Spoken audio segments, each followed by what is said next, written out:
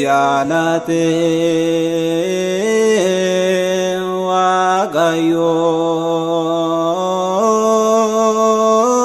Waaqayyooni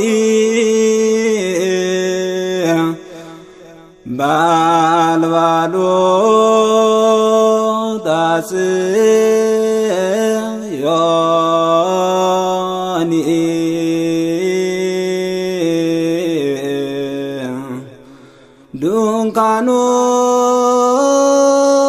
Dunkaanoota Yaaqoobi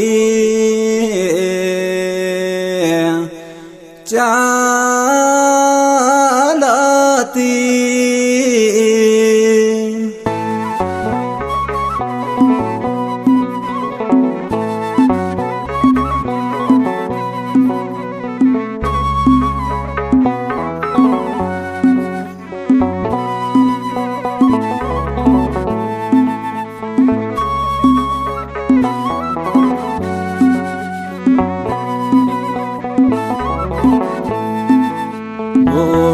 Ishee tulluuwwan qulqullaa'oo kan jedhamte Maariyaam Siida'oo haadha Gooftaa yaana qabeetti nuuf kadhadhu gara laafetti.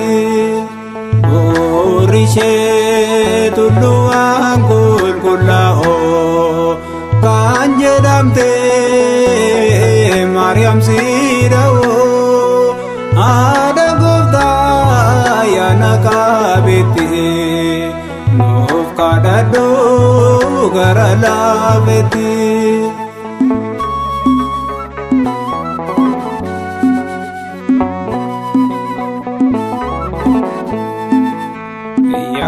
Yaaqeemii waan arraqaan dhalatte yaa dubaroo kennaadhaan kan guutamte inni murtaa'e sun gadameessa keetti kallattii kamiidhaan mirgaa moo bitaatte. Ishee tulluuwwan qulqullaa'oo kan jedhamte Maariyaam Siida'oo haadha Gooftaa yaana qabeetti nuuf kadhadhu gara laafetti.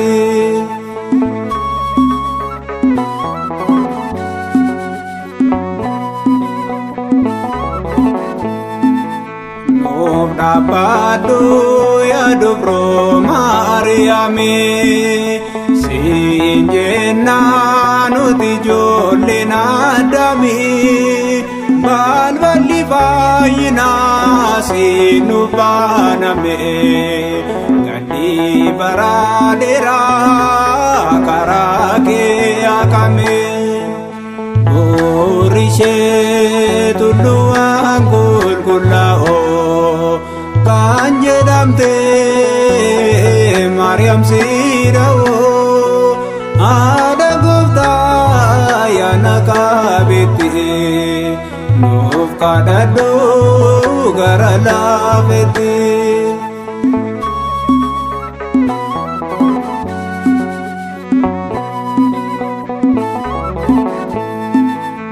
Uffannaa warqiidhaan kan golgamte firii gaarii kan seerraa argame gammadi haadha koo karaa keetiin guuteeruun jireenya koo. Ishee tulluuwwan qulqullaa'oo kan jedhamte Maariyaam siidha'oo haadha Gooftaa yaana qabeetti nuuf kadhadhu gara laafetti.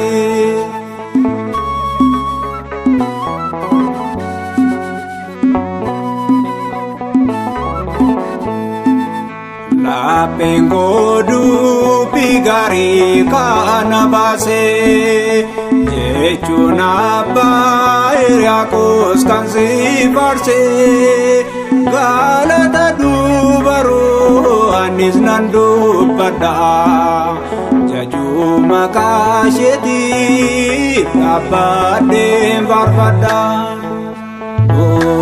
Ishee tulluuwwan qulqullaa'oo kan jedhamte Maariyaam siidha'oo haadha Gooftaa yaana qabeetti nuuf kadhadhu gara laafetti. Ishee tulluuwwan qulqullaa'oo kan jedhamte Maariyaam siidha'oo haadha Gooftaa yaana qabeetti nuuf kadhadhu gara laafetti.